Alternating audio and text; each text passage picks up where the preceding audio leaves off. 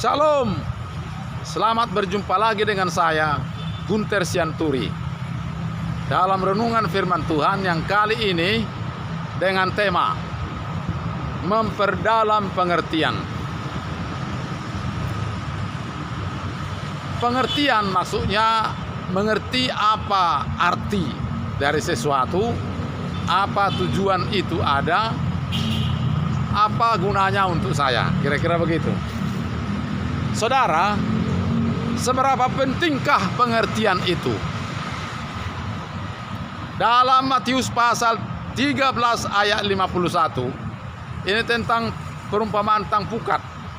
Tuhan Yesus berkata begini, apabila pukat setelah dilemparkan ke dalam laut, setelah beberapa lama maka pukat itu akan ditarik ke pantai. Setelah ditarik maka pemilik pukat akan memisah ikan yang baik dan ikan yang tidak baik.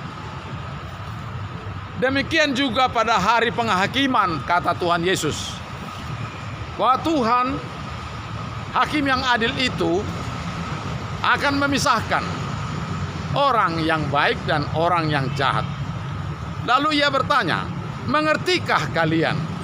Saudara, Tuhan Yesus betapa ingin tahu bahwa mengertikah muridnya dalam perumpamaan itu. Dan murid-murid menjawab, ya Tuhan, kami mengerti. Sungguh dibutuhkan pengertian. Kemudian dalam Kisah Para Rasul ayat 30, di situ ada cerita tentang sida-sida yang ingin beribadah ke Yerusalem. Lalu dari satu tempat, Filipus melihat sida-sida itu naik kereta, sedang membaca kitab suci. Maka Tuhan memerintahkan Filipus untuk naik kereta itu dan menjelaskan apa yang dibacanya. Ketika ia sampai di kereta itu, maka Filipus bertanya kepada sida-sida itu, mengertikah Tuhan apa yang Tuhan baca? Dan sida-sida itu menjawab, bagaimana aku bisa ngerti kalau tidak ada yang menjelaskan? Lihatlah betapa pentingnya pengertian. Tuhan menyuruh Filipus ke sana untuk menjelaskan apa yang dibaca oleh sida-sida itu. Saudara, pengertian itu penting.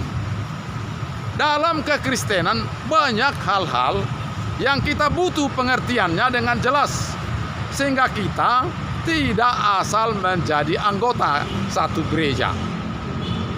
Kita tidak mengerti mengapa ke gereja kita. Lalu kita pergi ke gereja dan kita tidak mengerti apa-apa. Lalu kita pulang dan tidak mendapat apa-apa. Saudara, kalau kita mengerti, maka kita akan mendapatkannya karena kita tahu mengapa kita ke sana. Tentu ke gereja untuk berjumpa dengan Tuhan. Lalu ia pun akan berusaha untuk berjumpa dengan Tuhan. Dan betul, ketika ia berdoa, bernyanyi memuji Tuhan, maka ia akan sungguh-sungguh. Karena firman Tuhan berkata, bangsa ini memuliakan aku dengan bibirnya, padahal hatinya jauh daripadaku. Itu dalam Markus pasal 7. Tapi ketika ia mengerti bahwa berjumpa dengan Tuhan harus dengan hati yang sungguh-sungguh, maka Tuhan akan memberkatinya dalam ibadah itu. Sehingga kalaupun ia beribadah, pulang sudah bersama dengan faedah atau guna daripada ibadah itu. Saudara, hal yang paling mendasar yang dibutuhkan pengertian ialah, mengapa saya mengikut Yesus? Apa tujuannya saya menjadi orang Kristen? Kenapa saya tidak beragama saja? Atau kenapa saya menjadi orang baik saja? Ya sudahlah. Tetapi saudara, maksudnya kita mengikut Yesus, pengertiannya adalah supaya kita masuk surga, itunya. Adakah orang yang bisa membawa kita masuk surga? Nah, itu pertanyaan.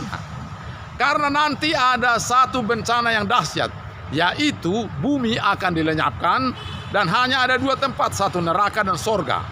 Dan kalau kita sudah tidak ada lagi bumi, terus kita mau kemana? Ke surga kah atau ke neraka? Nah, persoalannya penentuan ke neraka dan ke bumi itu ditentukan saat kita di bumi ini. Dalam Roma pasal 10 ayat 2 dikatakan di sana, aku tahu mengenai kamu, kau sungguh-sungguh giat untuk Allah, tetapi tanpa pengertian yang benar. Bayangkan itu. Dalam Mazmur pasal 49 ayat 20, Tuhan berfirman di sana, manusia dengan segala kegemilangannya, tetapi tidak punya pengertian, ya boleh disamakan dengan hewan yang dibinasakan. Betapa kasarnya itu.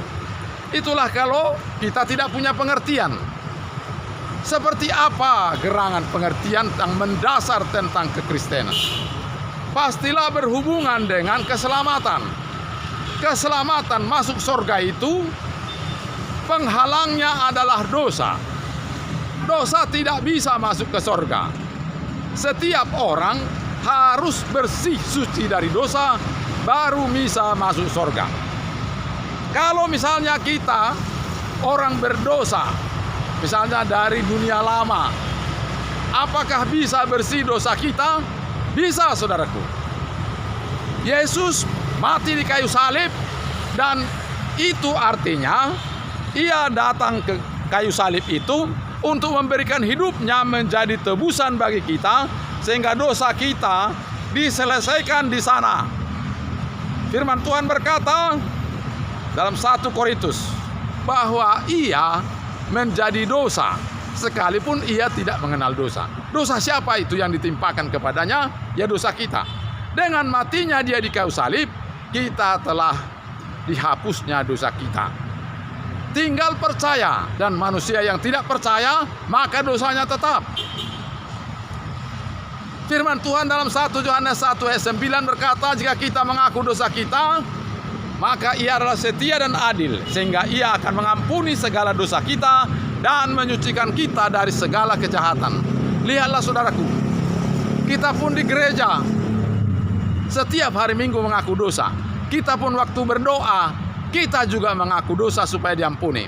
Persoalannya, kenapa kita tidak diampuni? Menurut kita selalu berkata bahwa dosa kita banyak, karena kita tidak mengerti jalan pengampunan dosa. 1 Yohanes 1 ayat 9 berkata, jika kita mengaku dosa kita, maka ia adalah setia dan adil, sehingga ia akan mengampuni segala dosa kita dan menyucikan kita dari segala kejahatan. Jadi kalau kita mengaku dosa, maka Tuhan setia, maka dosa kita diampuni. Lalu kita bisa berkata, ketika kita sudah selesai berdoa minta ampun dosa kita, maka kita bisa berkata, aku tidak berdosa lagi. Pada saat kita habis mengaku dosa, maka kita tidak berdosa lagi. Lalu bagaimana dengan nanti, besok dan lusa?